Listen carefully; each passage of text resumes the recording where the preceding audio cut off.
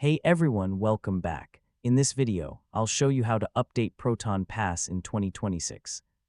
Keeping your app updated is important for better security, new features, and improved performance. First, open the device where Proton Pass is installed, such as your browser extension, desktop app, or mobile app. Next, check your current version by opening the Settings or About section inside Proton Pass. Now go to the official Proton website or your device's app store to see if a newer version is available.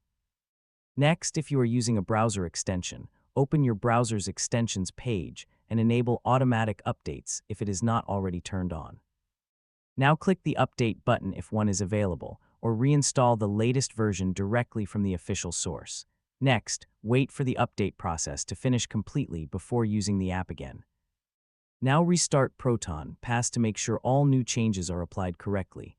Next, log back into your account if you were signed out during the update.